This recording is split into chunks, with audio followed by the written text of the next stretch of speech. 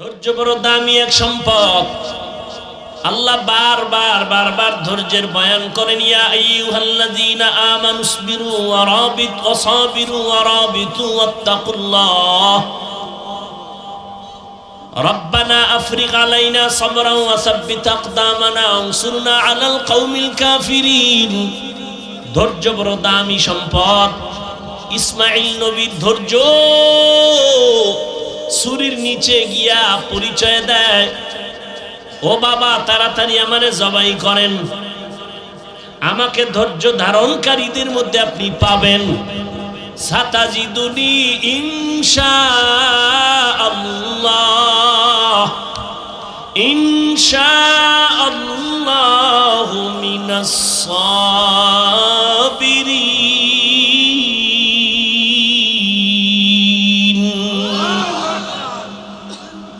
ওদিকে মা হাজেরার ধৈর্য 6 বছর পর্যন্ত এই শিশু ইসমাইলের লালন পালন করলেন, বাবাও নাই, খবরও নিতে কেউ আসে না।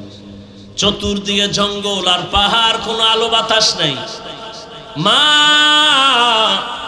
এই বাচ্চাটারে তিলে তিলে বড় বানিয়েছেন ধৈর্য ধারণ কইরা। কঠিন পরীক্ষা।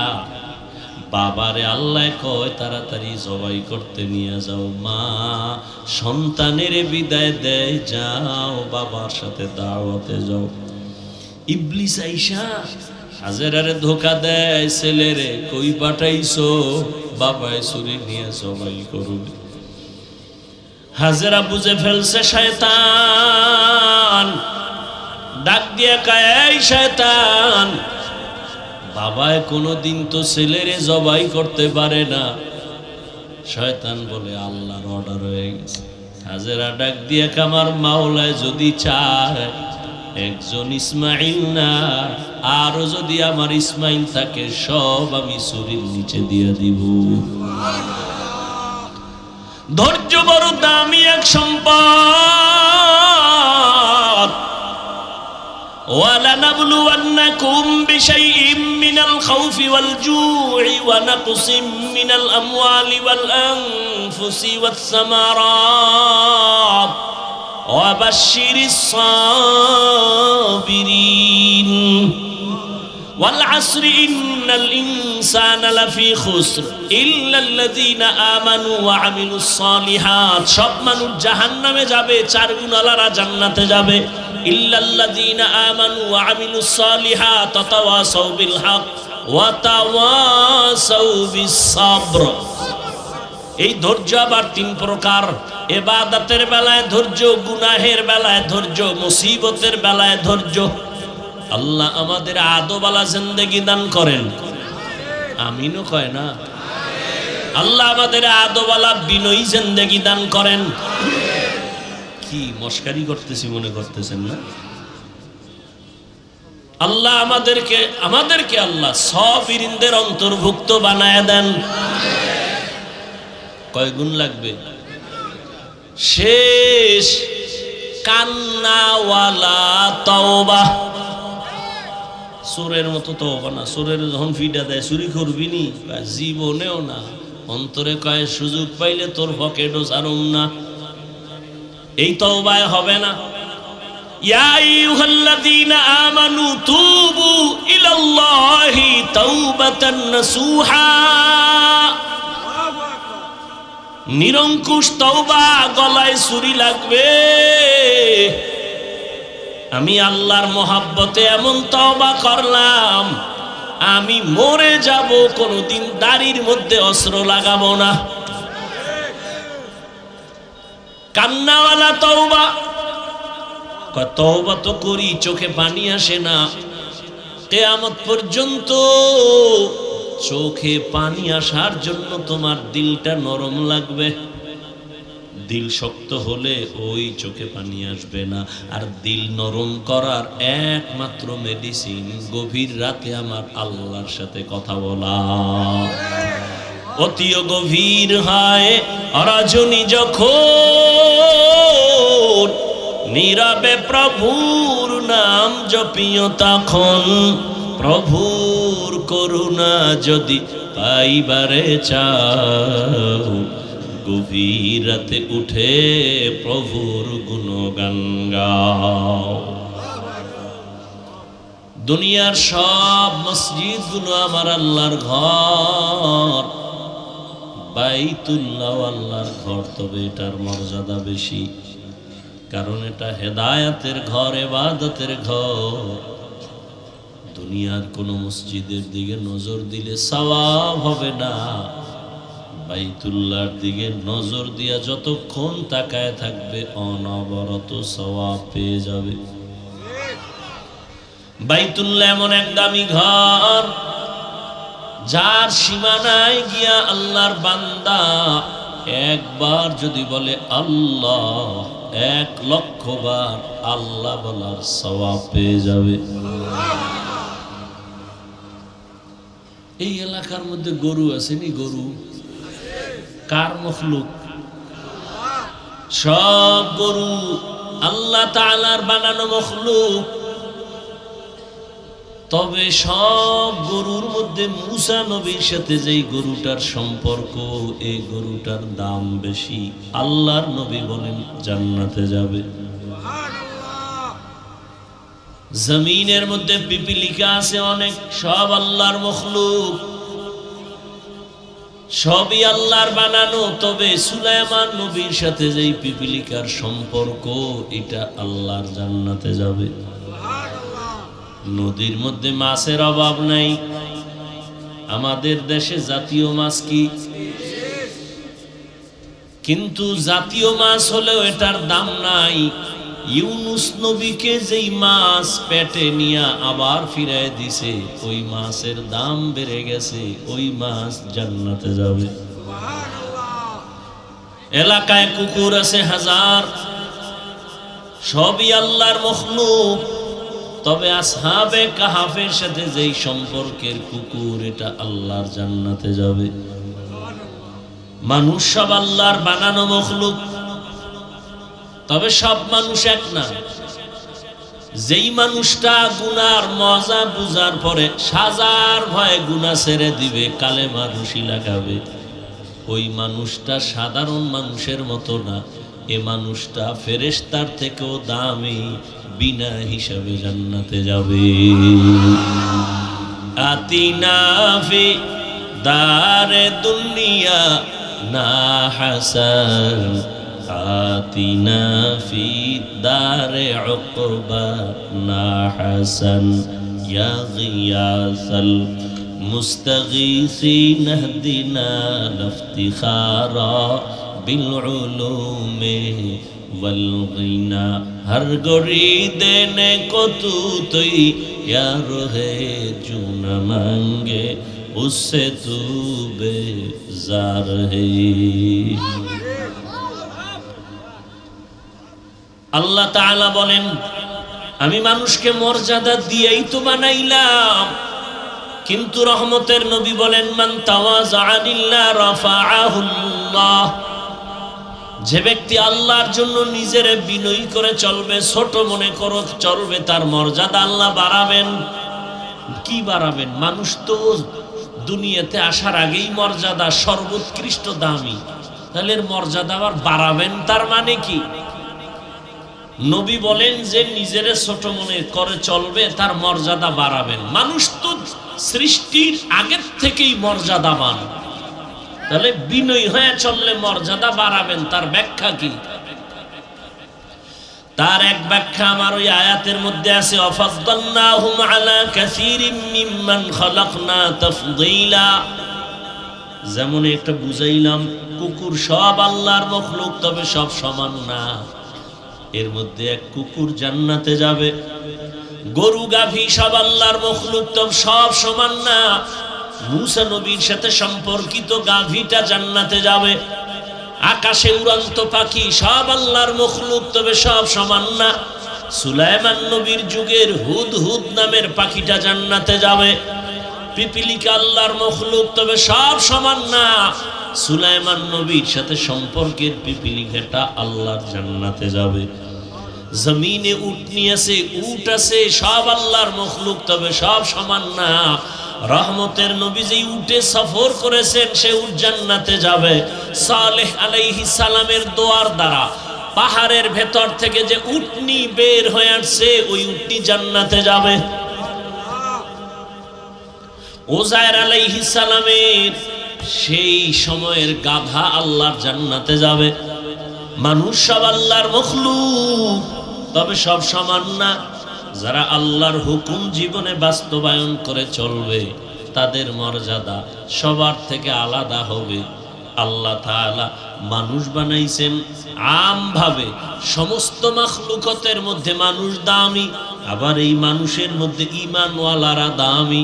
আবার ঈমানওয়ালারা কি সমান? কয় না। ঈমানওয়ালাদের ভেতরে যারা আমলওয়ালা তারা দামি। বলে সব আমলওয়ালারা কি সমান? বলে না। আমলওয়ালাদের মধ্যে যারা ইখলাসওয়ালা তাকওয়াওয়ালা তারা আল্লাহর কাছে দামি। আল্লাহর আদালতে তাদের মর্যাদা অনেক বেশি।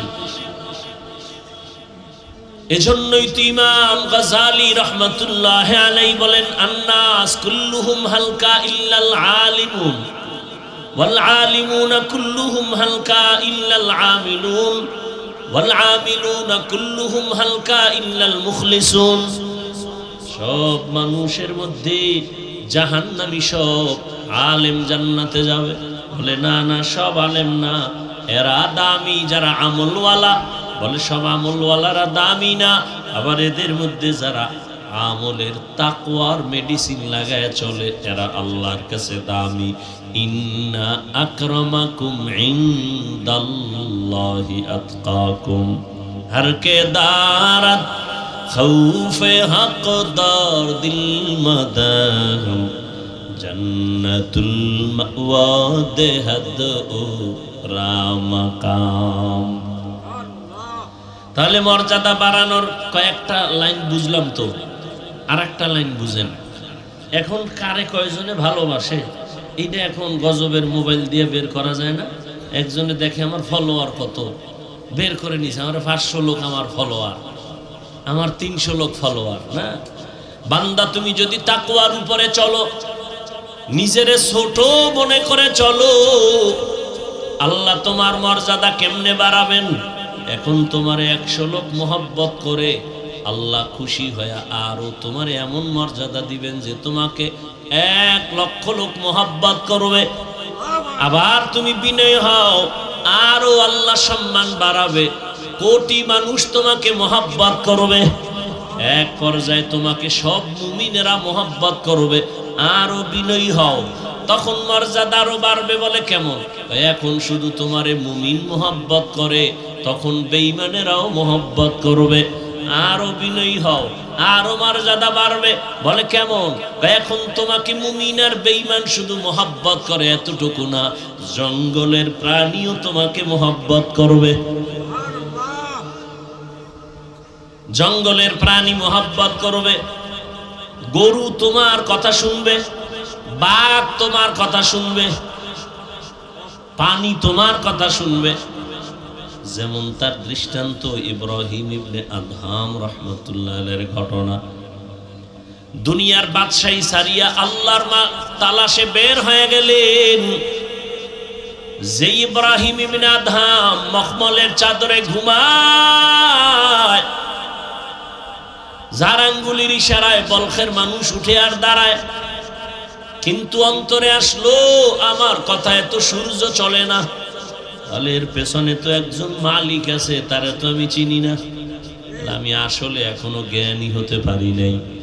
এই মালিকের তালাশে রাজকীয় পোশাক ফালাইয়া সালার চট গায়ে দিয়া সাগরের পারে পারে দৌড়ায় আর আল্লাহরে তালাশ করে।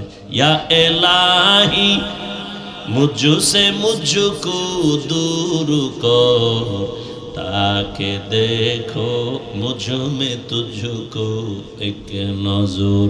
ইয়া ইলাহি তু মেরা মাবুদ है, या इलाही तू मेरा माशूक है। সাগরের পারে বয়া বয়া আল্লাহর মোহাব্বতে গান গায়। হঠাৎ সরকারি বাহিনী তারা গেছে একটু ঘুরতে, গিয়ে দেখি বলখের নামি দামি বাদশাহ সালার চর্চেরা ফারা জামা গায়ে দিয়ে বসা। এই ইব্রাহিম কি পাইলা? বলখের বাদশাহী ছেড়ে কি পেয়েছো? অনেক কিছু পেয়েছি। বালুর মধ্যে বয়ে রইছো, কি পাইছো? করে এতদিন আমার বাদশাহী চলতো জমিনে, এখন আমার বাদশাহী চলে সমুদ্রের ভেতরে। লোহার একটা সুই হাতের মধ্যে, কয় দেখবি নি? কয় হ্যাঁ। কয় দেখ। সুইটারে সমুদ্রের মধ্যে ফালায় দিছে। ফালায় দেওয়ার কিছুক্ষণ পর ডাক দিয়া কয়, সমুদ্রের মাছ, আমার সুইটা আমার হাতে ফিরাইয়া দে। হাজার হাজার সুই নিয়া হাজারো মাছ সামনে আসছে। এইবার দেখে সব আশ্চর্য হয়ে গেল। সবগুলোর সুইগুলো স্বর্ণমুখী। ইব্রাহিম বলে, এটা আমার না, আমার লোহার সুই দে, তোদেরটা নিয়ে ভাগ। সর্বশেষ একটা ছোট্ট মাছ আইসা সেই লোহার সুইটা নিয়ে সামনে হাজির হয়ে গেল। বাদশাহ ইব্রাহিম ডাক দিয়া কয়, দেখা কো বাদো আবো আতিশ বান্দা পামানো তু মুর্দা বাহাক জিন্দা আ। মান কানা লিল্লাহ কানা আল্লাহু লাহ। যে আল্লাহর হয়ে যাবে, গোটা দুনিয়া তার গোলাম হয়ে যাবে। এই কথা অনেকেই বুঝে না, বিদায় ওলিয়া উলিয়াদের কারামতের বিরোধিতা করে। আমাকে একটা ছোট্ট কথার জবাব দেন, আপনাদের এলাকায় গরু দিয়া হাল চাষ হয়নি? হাল চাষ যারা করে চাষি, এরা কি বড় শিক্ষিত, বড় বুজুর্গ? এই একজন সাধারণ মানুষ, থার্ড ক্লাসের মানুষ, এ গরুরে চাষাবাদ করতে গিয়া গরুর সাথে কথা বলে, গরু বুঝেনি কথা। কন না কেন? একজন সাধারণ মানুষ বলে, এই গরু দাঁড়া, দাঁড়ায় যায়। এ গরু ডাইনে যা, ডানে যায়। গরু বামে যা, বামে যায়। হাজার হাঁস পানির মধ্যে। মালিক সন্ধ্যাবেলা যখন তার আওয়াজ দিয়া হাঁসগুলোরে ডাক দিছে, আওয়াজ দিয়া সব মালিকের সামনে হাজির। একটা চাষি বেনামাজি সাধারণ মানুষের কথা যদি গরু শুনে, আমার আল্লাহর প্রিয় বান্দার কথা কেন ভিন্ন মাখলুক শুনবে না? আউলিয়ারা কারে উকবা ইখতিয়ার, জাহেলারা কারে দুনিয়া ইখতিয়ার। والذين جاهدوا فينا لنهدينهم سبلنا। যারা চেষ্টা করবে চূড়ান্ত ভাবে আল্লাহ পাওয়ার জন্য, আল্লাহ পাওয়ার জন্য চেষ্টা করার মাকসাদ হলো আল্লাহর পরিচয় লাভের জন্য যারা চেষ্টা করবে, আল্লাহ বলেন আমি তাদের সামনে অনেকগুলো রাস্তা খুলে দিব। সাবিল এক বচন, তার বহু বচন সুবুল। সাবিল এক রাস্তা, সুবুল মানে অনেকগুলো রাস্তা। বলে কয়শো? কয় হিসাব নাই। ভালো করে বুঝেন। রহমতের নবী একদিন সাহাবাদেরকে ডাকলেন আর বললেন, জমিনের মধ্যে সোজা একটা দাগ টানলেন, রেখা টানলেন, তাই না? এই দাগ সোজা রেখার ডানে বামে আঁকা বাঁকা আরো অনেকগুলো দাগ টানলেন আর বললেন, হাজা সিরাতাম সিরাতি মুস্তাকিমা। এই যে পথটা দেখো, এটাই হলো জান্নাতে যাওয়ার সহজ সরল সঠিক পথ। নাম হলো সিরাতাল মুস্তাকিম। ডানে বামে আঁকা বাঁকা অনেক পথ। জান্নাতের পথ কি এগুলো না সোজা? কয়টা বলেন? নাম কি? নাম কি? রহমতের নবী বলেন, জান্নাতে পৌঁছার সোজা পথ একটা সিরাতাল মুস্তাকিম। এই রাস্তা দিয়া চলো, আল্লাহকেও পাইবা, জান্নাতও পাইবা। এক পথ। আর আনকাবুতের শেষে আল্লাহ কয়, আমাকে পাওয়ার রাস্তা অনেক। লাগজেনি পেস পেস ছুড়াইবে কে? ওসি, ডিসি, ডাক্তার, ইন্টারনেট। হ্যাঁ, সমাধান দিয়েছেন উলামায়ে কেরাম। রহমতের নবী বললেন জান্নাতে পৌঁছার একটাই পথ, সোজা, কোনো আঁকা বাঁকা না, নাম হলো সিরাতাল মুস্তাকিম। আল্লাহ বলেন আমাকে পাওয়ার অনেকগুলো পথ। এর জবাব কি? বলে সোজা পথ একটাই, এতে কোনো সন্দেহ নাই। যেমন উদাহরণ দিয়ে বলে, খুলনা থেকে ঢাকা যাবেন, বিশ্ব রোড কয়টা? ঢাকা থেকে আপনি চট্টগ্রাম যাবেন, বিশ্ব রোড একটা। বান্দা তুমি আমলের লাইনে মেহনত করে জান্নাতে যাবা, বিশ্ব রোড একটা, সিরাতাল মুস্তাকিম। তবে খুলনা টু ঢাকার এই বিশ্ব রোডে পাকা রোড আছে না নাই? শাখা রোড। শাখা রোড থাকা এটা কঠিন না সহজ? বলেন না কেন সহজ? জান্নাতে পৌঁছার সোজা পথ সিরাতাল মুস্তাকিম, এটা বিশ্ব রোড। আর এই রোডে ঢোকার জন্য শাখা রোড আছে আরো অনেকগুলো, কোনো অন্ত নেই।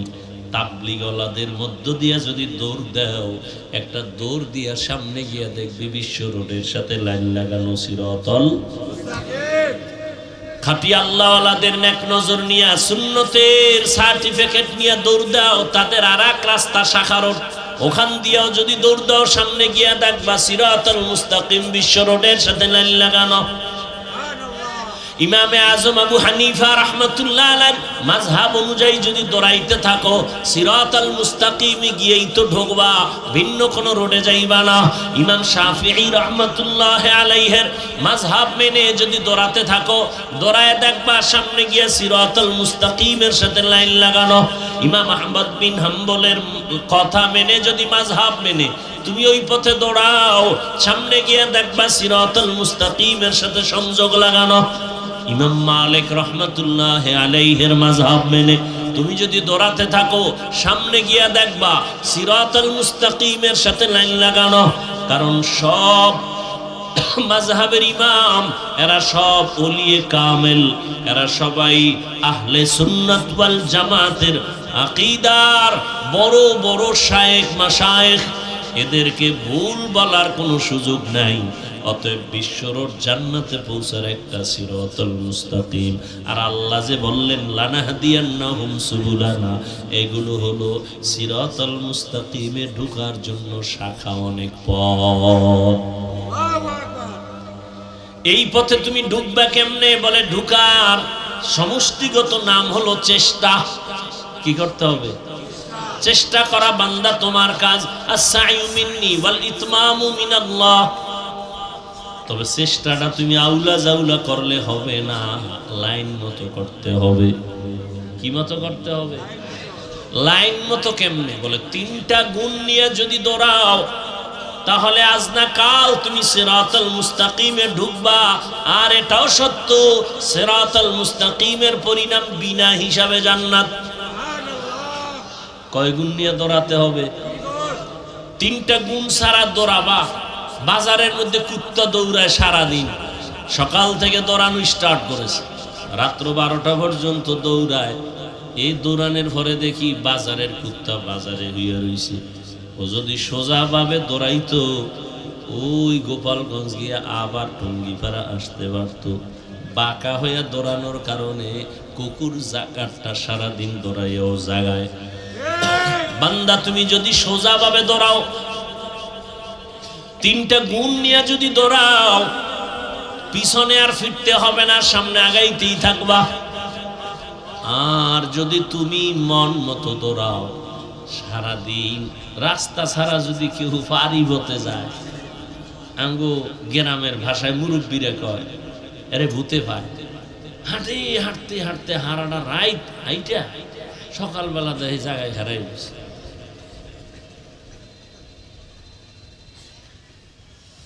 ওই জমিনের মধ্যে দিয়া, শুকনা জমিন হাইটা বাড়ি যাবে, রাস্তা দিয়ে ঘুরে গেলে অনেক সময় মাঝখান দিয়ে দৌড়, অন্ধকারের মধ্যে দৌড় দিছে, ঘুরতে ঘুরতে আরে পাইছে ভূতে। ভাইয়া সারা রাত ঘুরে টুরে সকালবেলা দেখে জায়গায় হারাই রয়েছে, ডান বাম আর খুঁজে পায় না। তো তিনটা গুণ নিয়ে যদি বান্দা চলো, তাহলে তুমি সামনেই আগাবা, পেছনে তাকাতে হবে না। প্রথম গুণের নাম আদব। বেয়াদব কিয়ামত পর্যন্ত দৌড়াবে, কোনোদিন মঞ্জিল পাবে না, সিরাতে মুস্তাকিম পাবে না। এক নাম্বার গুণের নাম আদব। মানে কি? বড় হুজুরের সামনে নামাজের সূরাতে বসা। লিকুল্লি শাইইন জিনাতুন ফিল ওয়ারা ওয়া জিনাতুল। এই সমস্যাটা কি হলো? কি সমস্যা? এই কাশিটা বাড়লো কেন? আকামটা ঘটাইলো কে? কোথায় বই?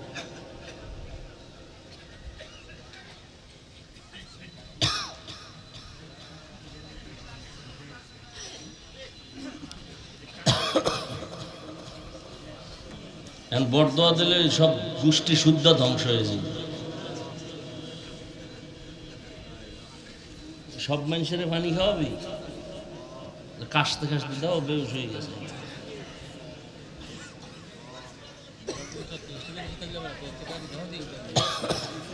কি একটা ফাইজলামি শুরু করছে। আল্লাহ হেদায়েত দান করেন।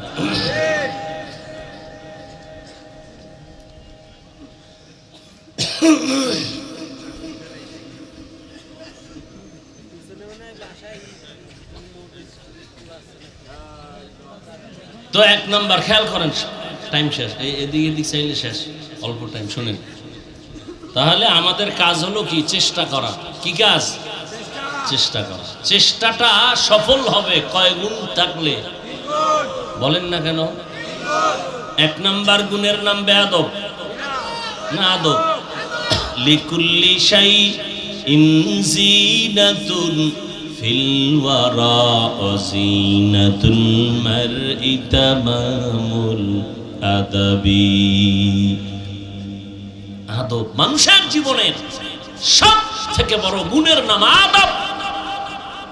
যত বড় ডিগ্রিধারী হোক, আদব নাই ওর কোনো মূল্য নেই। আর একজন রিকশার ড্রাইভার খুব বিনয়ী, খুব আদবওয়ালা, তার অনেক মূল্য। সবাই মোহাব্বত করে, দোয়া করে। স্কুলের ছেলেটা সালাম ছাড়া কথা বলে না, চোখ উঠাইয়া কথা বলে না, নত হয়ে চলে। ওই লোকটারে সবাই মোহাব্বত করে। ছেলেটা স্কুলে পড়লে কি হবে বলো? ভালো সন্তান। এই যে ভালো বলে, এটাই দোয়া। হাত উঁচু করে দোয়া করতে হয় না। আদবওয়ালা জিন্দেগির বড় দাম। বড় হুজুরের সামনে নামাজের সূরাতে বসার নাম আদব, এটা না। ভালো করে বুঝেন আদব কি জিনিস। বলে যেই জিনিসটা, যেই কাজটা যেইভাবে করা উচিত, যেই জিনিস যেই জায়গায় রাখা উচিত, ওইটা ওই জায়গায় রাখা, ওই কাজটা ওইভাবে করার নাম আদব। ভালো করে বুঝবেন। কোরআন শরীফ রাখার আদব কি? মাটির না উঁচায়? এটা আদব। জুতা রাখবেন উপরে না নিচে? এটা আদব। জুতা যদি কেউ মাথায় লয়ে আটে, এটা আদব হবে? বেয়াদব কেন না? এটা কি হবে না?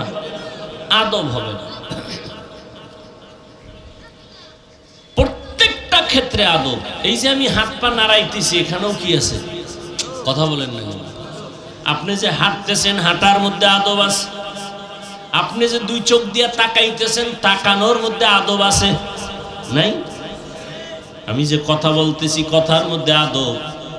আমি যে ঘুমাবো, ঘুমানোর মধ্যে আদব। সহজ আর একটা জবাব হলো, আদবের অপর নাম হলো সুন্নতে নববী। সুন্নত অনুযায়ী চলার নাম আদব। যেমন এই যে এক বোতল পানি, পানির পিপাসা লাগছে আমারও আপনারও। এখন আপনি আদব অনুযায়ী যদি পান না করেন, আমি যদি আদব অনুযায়ী করি, বাম হাতে বোতলটা ধরে ডান হাত দিয়ে টান দিয়া, ডান হাত দিয়ে আমি পানিটা পান করব, এক টানে না, 3 শ্বাসে।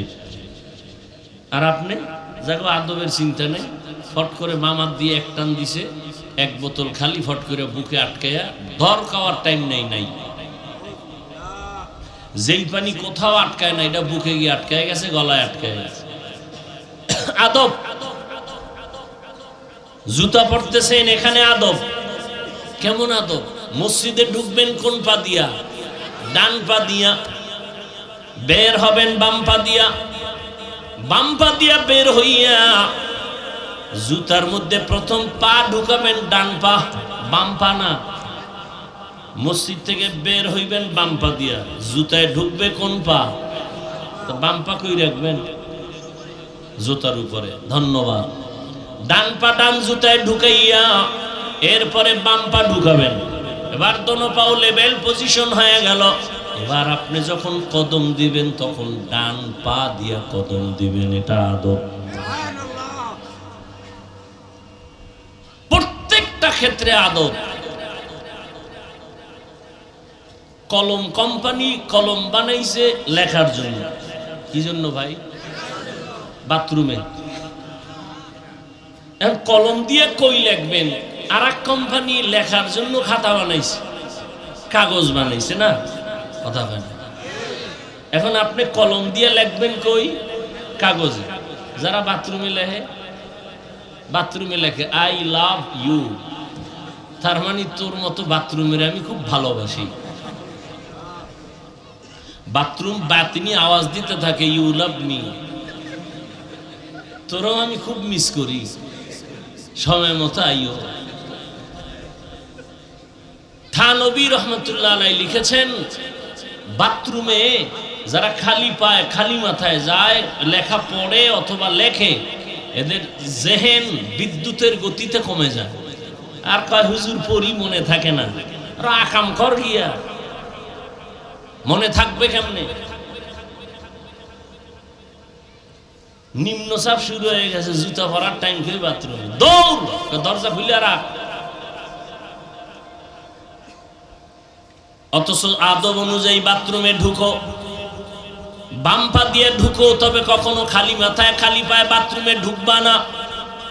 কারণ বাথরুম হলো জিন শয়তানের আড্ডাখানা। ওখানে তুমি মাথা খালি রেখে ঢুকবা না, পা খালি রেখে ঢুকবা না। জুতা পরে ঢুকো, দোয়া পরে ঢুকো, কিছু পারো না তো বিসমিল্লাহ বলে ঢুকো। বাথরুমে ঢুকার পর বাম পায়ের উপরে ভর করে বসো, আদব। হাঁটুর উপরে কাপড় উঠানো যাবে না, আদব। আবার তুমি দ্রুত বের হয়ে যাও, বাম পা দিয়ে বের হও না কোন পা? ডান পা দিয়ে বের হও। এরপরে দোয়া পড়ো, কিছু পারো না আলহামদুলিল্লাহ বলো। যদি এই আদব অনুযায়ী বাথরুমে যাও, শীতইয়া হইরা কোনোদিন মাথা ফাটবে না। বাথরুমে গিয়েও তো অনেকে পরে অ্যাক্সিডেন্ট হয়ে যায়, দুর্ঘটনা হয়।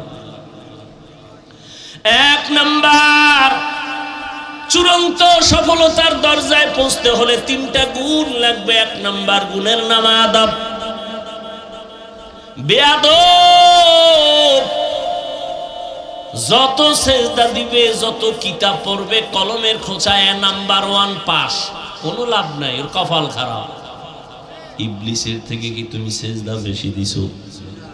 ইবলিস তো অনেক ইবাদত করনেওয়ালা, যার ইবাদতে খুশি হইয়া আমার আল্লাহ নিজে ওকে উপাধি দিলেন, তুই ওলিয়ে কামেল, তুই বুজুর্গ, তুই খাজেন, তুই আরেফ। জাগা মাত্র একটা বেয়াদবি করেছে, জীবনের সব বরবাদ। বেয়াদবি কয়টা করছে? একটা, শেষ। জায়গা মতো বেয়াদবি একটা করেছে, জীবন শেষ। এজন্য আদবওয়ালা জিন্দেগির বড় দাম। মান তাওয়াযা লিল্লাহ রাফাআহুল্লাহ। নিজের বিনয়ী করে চলো, তোমার মর্যাদা শুধু বাড়তেই থাকবে, বাড়তেই থাকবে। কে বাড়াবেন? তোমার পুঁজি লাগবে, বিনয়ী হয়ে চলো, আর কিছু দরকার নাই। তুমি কিতাব বুঝো না বুঝো, পরীক্ষায় পাশ করো না করো, তুমি চেষ্টা করে যাও, বিনয়ী হয়ে চলো। কিতাবের সাথে বেয়াদবি করিও না, ইলমের সাথে বেয়াদবি করিও না, ইলম ওয়ালাদের সাথে বেয়াদবি করিও না। দেখো তোমার মর্যাদা কই চলে যায়। কাবেলিয়ত দাদেউরা শর্ত নিস, বলকে শর্ত কাবেলিয়ত দাদেউস। আল্লাহ জানে মর্যাদা দিবেন। হাদিসে পাকে রহমতের নবী বলেন, লোকটা এতটা বিনয়ী হয়ে চলে, কিন্তু আল্লাহ খুশি হয় তার মর্যাদা বাড়াবেন। মর্যাদা বাড়ানোর জন্য যে আমলের মেডিসিন লাগে, বান্দার ওই আমল নাই। নবী বলেন তখন আল্লাহ ওই বান্দাকে কঠিন একটা পরীক্ষায় ফালায়, ধৈর্যের পরীক্ষা নিয়ে তার মর্যাদা বাড়ায় দেয়, অসুস্থ বানায় দিছে। যদি ধৈর্য ধারণ করে আল্লাহ মর্যাদা বাড়ায়। মর্যাদা আল্লাহ বাড়াবেন, এখানে কোনো যোগ্যতা লাগবে না। বিনয়ী হয়ে চলো, যোগ্যতার কোনো বাহাদুরি চলবে না। আল্লাহ মর্যাদা বাড়াবেন, বাহাদুরি বন্ধ করো। मिटा दो अपना हस्ती को अगर कुछ मर्तबा चाहो कि दाना खाक में मिलकर गले गुलजार होता है। নিজেকে যদি বড় বানাতে চাও হে মুমিন, বড়দের কদমে নিজেকে করে দাও বিলীন। আল্লাহ যোগ্যতা দেখে না, বরং বিনয়ী হও। আমি কিছু জানি না, কিছু জানি না, কিছু জানি না। দুনিয়ার ভিক্ষুক যখন মানুষের বাড়ি দ্বারে গিয়ে ভিক্ষা চায়, কৌশল করে, অনেক কৌশল, অনেক চালাক ভিক্ষুক। মা থাকলেও খায় আমার মা নাই, বাবা থাকলেও খায় বাবা নাই, ভিক্ষা দাও। এই আমি তো তোরে চিনি, তোর না বাপ আছে, তুই এই বাড়ির দরজায় দাঁড়ায় আমার বাপ নাই। কইও না, কইও না, শুনো আমি এখানে একটা কৌশল বের করেছি। মালিকের সামনে দাঁড়ায় যতবার নাই নাই নাই নাই বলবো, ততবার মালিকের মায়া বেড়ে যাবে, ভিক্ষাও বেশি পাবো। আল্লাহ কয় বান্দা, ভিক্ষুক যদি নাই নাই নাই নাই বলে যদি ভিক্ষা বেশি পায়, ও বান্দা তুই আমার দরজায় গিয়ে যদি বলতে পারো হে আল্লাহ আমার কিছুই নাই, মানুষ আমারে আলেম বলে, মুফতি বলে, মুহাদ্দিস বলে, কোটিপতি বলে, আমার কিছুই নাই, টাকা নাই, বাড়ি নাই, গাড়ি নাই, কিচ্ছু নাই, এক পর্যায়ে আমিও নাই। ও আল্লাহ তুমি আমারে মাফ করে দাও। আল্লাহর কাছে যদি নিজের অন্তর থেকে বলো আমার কোনো যোগ্যতা নাই, আল্লাহ মর্যাদা বাড়াবেন, আল্লাহর মায়া জমে যাবে। নিজের ছোট মনে যদি করতে পারো আল্লাহ মর্যাদা বাড়ায় দিবেন। আর যারা আমার অনেক কিছু আছে, আমার মতো বড় বক্তা কেউ নাই, বড় আলেম কেউ নাই, আল্লাহ বলেন যাও আছে তাও তোমার থেকে বিদায় হয়ে যাবে। এজন্য রহমতের নবী সব সময় দোয়া করতেন, اللهم اجعلني في عيني صغيرا وفي أعين الناس كبيرا। আদোবালা জিন্দেগির বড় দাম। পৃথিবীর এক বাদশার নাম, বড় বুজুর্গ, রাষ্ট্র চালায় আবার বুজুর্গ, সুলতান মাহমুদ গজনবী রহমতুল্লাহ আলাইহি। তার ইন্তেকাল হয়ে গেল। তার আপন কেউ স্বপ্ন যোগে সাক্ষাৎ, প্রশ্ন করা হলো সুলতান আপনার কবরের কি হালাত? বলে আল্লাহ আমাকে মাফ করে দিয়েছেন। ও সুলতান আপনাকে আল্লাহ মাফ করলেন, এমন কি বড় আমল করেছেন? সুলতান মাহমুদ গজনবী বলেন আমার বড় কোনো আমল নাই, একটা আদবের কারণে আল্লাহ আমাকে মাফ করে দিয়েছেন। কিসের কারণে? কি আদব? কয় আমি একদিন সফর করতেছিলাম, চলতি পথে যাত্রা বিরতি করলাম, রাত্রি যাপনের জন্য এক গরিবালায় ঢুকলাম। আমার এই জীর্ণ শীর্ণ ঘরের এক পাশে আমাকে থাকার জন্য একটু জায়গা দিল। আমার যেই জায়গায় দিছে ঘুমানোর জন্য, আমি ওখানে শুইয়া হঠাৎ করে নজর করে দেখি আমার পায়ের কিনারায় একটা উঁচু জায়গায় এক জিলদ কোরআন শরীফ রাখা। আমি শুয়ে শুয়ে চিন্তা করলাম আমি এখানে আরামে ঘুমাবো, কোরআন শরীফ এখানে থাকবে, এটা কেমন হয়? আমি মনস্থ করলাম না, কোরআন শরীফটা অন্য রুমে আমি রেখে আসি। এই ভাইবা আমি উঠলাম, কোরআন হাতে নিয়ে যখন আমি 1 2 3 4 কদম দিয়া অন্য রুমে গিয়ে রাখবো, হঠাৎ করে আমার অন্তরে আবার বাড়ি মারলো। আরে কোরআন শরীফ দূরে সরাইয়া আমি কি করি, আমার আরামের ব্যবস্থা করতেছি। আসলে তো আল্লাহর কোরআন বড় দামি। আমি তো ময়লার মধ্যে ঘুমাইলে, বালুর মধ্যে ঘুমালেও তো হবে। আল্লাহর কোরআন কেন আমি ভিন্ন জায়গায় ময়লা জায়গায় রাখবো আর আমি আরামে ঘুমাবো না? আমি কোরআন শরীফ সুন্দর জায়গায় রেখে প্রয়োজনে আমি ময়লা জায়গায় ঘুমাবো। আমি উল্টা ব্যাক করে আইসা আবার ওই কোরআন ওই জায়গায় সুন্দরভাবে মুইসা রাখলাম। এই যে কোরআনের উপরে মুহাব্বতের আদব দেখাইলাম, আমার আল্লাহ এর বরকতে আমাকে মাফ করে দিয়েছে। আদবওয়ালা জিন্দেগির বড় দাম। অহংকারী মানুষগুলোর এই জমিনে কোনো দাম নাই, বরং আদবওয়ালাদের মূল্য অনেক বেশি।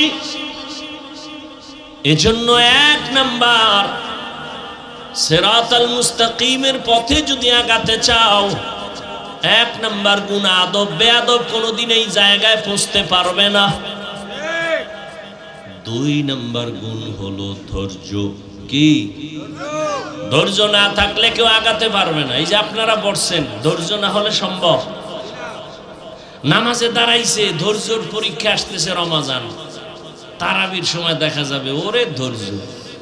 মুসল্লিরা বলে আমগো হাফেজ সাহেব তেলাওয়াত করে না জানি বিদ্যুৎ ফেল। কে কত তাড়াতাড়ি তারাবি ভরাইতে পারে, ঘড়ির টাইম কা আমগো লাগছে 1.5 ঘন্টা, কেউ বলে আমগো 5 মিনিট কম, আমগো হাফেজ সাহেব চালু।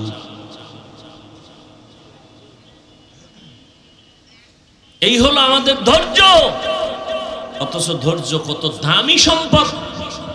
আল্লাহ কোরআনে বলেন ধৈর্য ধারণকারীদের আমি বড় 2টা পুরস্কার দেব, একটা দুনিয়ায় আর একটা পরকালে। দুনিয়ার পুরস্কার আমি আল্লাহ তার হয়ে যাব।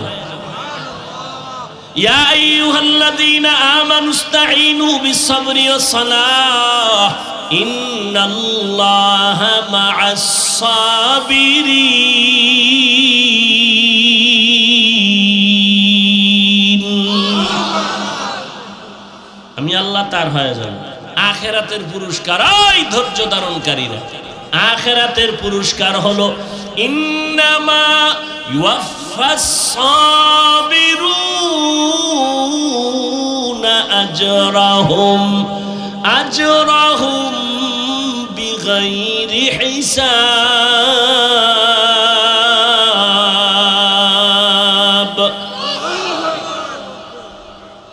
পরকালে বিনা হিসাবে জান্নাত।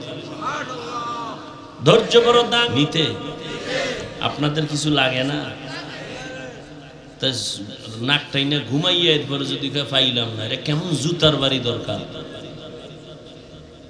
আল্লাহকে আমি দিতে আসি প্রতিদিন, আমি দেওয়ার জন্য আসি। তুই ঘুমাও কেন? ইয়া আইয়ুহাল মুযাম্মিল কুমিল লাইলা ইল্লা কালিলা।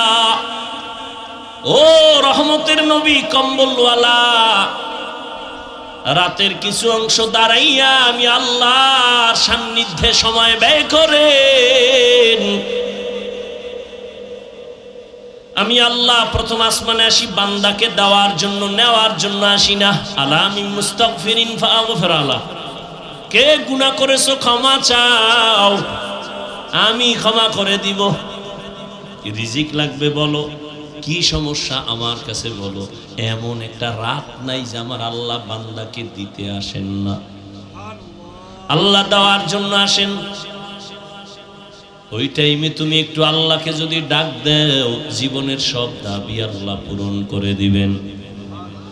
আল্লাহ আমাদেরকে কান্নাওয়ালা তওবা দান করেন। আর এই কান্নাওয়ালা তওবার জন্য চাইলেই তাহাজ্জুদে আপনি উঠতে পারবেন না। যাদের অভ্যাস আছে তাদের সাথে একটু সম্পর্ক তৈরি করবেন, দেখবেন আপনার মধ্যে স্পৃহা জেগে যাবে, উঠে যাবে যে না আমি উঠি, আমার উঠা দরকার। সৎসঙ্গে স্বর্গবাস। এই জন্য আল্লাহর প্রিয় বান্দা যারা ভোর রাতে উঠে আল্লাহকে ডাকেন, এদের সাথে সম্পর্ক রাখেন, দেখবেন আপনার অন্তরের মধ্যে এই অবস্থা হয়ে যাবে। ওযু করে ঘুমাবেন, দরুদ পড়ে ঘুমাবেন, আল্লাহকে বলবেন আল্লাহ ভোর রাতে উঠার মতো একটু তৌফিক দান করো। দেখবেন একদিন না একদিন আল্লাহ রাস্তা খুলে দিবেন। আল্লাহ যেইভাবে চেষ্টা করে আল্লাহর পথে আগাইলে আমরা আল্লাহকে পাবো, ওইভাবে পরিপূর্ণ চেষ্টা করার তৌফিক আমাদের দান করে।